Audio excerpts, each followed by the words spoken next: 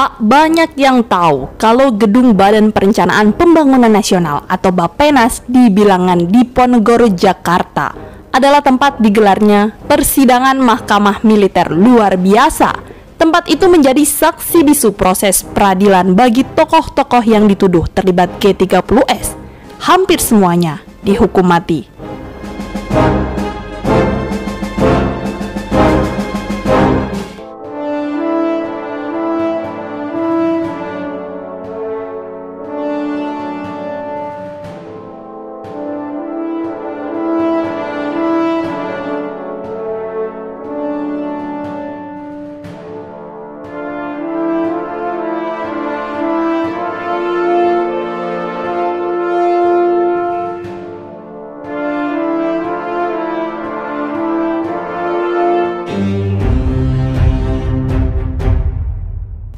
Di akhir November dan awal Desember 1965, Maijen Soeharto meminta wewenang Presiden Soekarno menggunakan Mahkamah Militer Luar Biasa atau Mahmilub untuk memeriksa dan mengadili para tahanan yang dituduh terlibat G30S.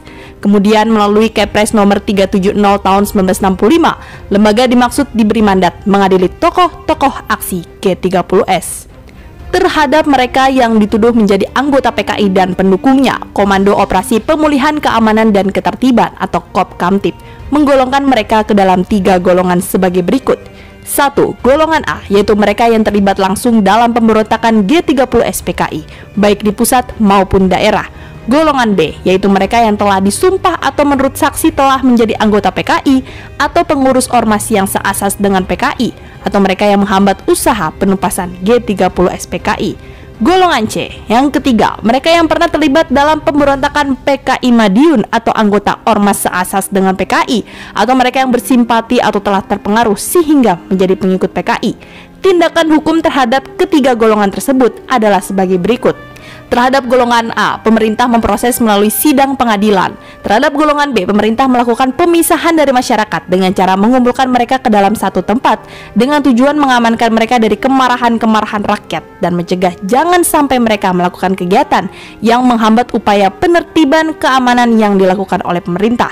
Pada tahun 1978, golongan B ini seluruhnya telah dikembalikan lagi ke dalam masyarakat. Terhadap golongan C, pemerintah memberikan bimbingan dan mereka bebas hidup dalam masyarakat sehingga diharapkan akan menjadi warga negara yang baik. Namun dalam kenyataannya, tindakan hukum terhadap sebagian besar orang-orang yang dianggap terlibat PKI, baik yang termasuk golongan A, B, ataupun C, sama sekali menginjak-injak hukum yang berlaku.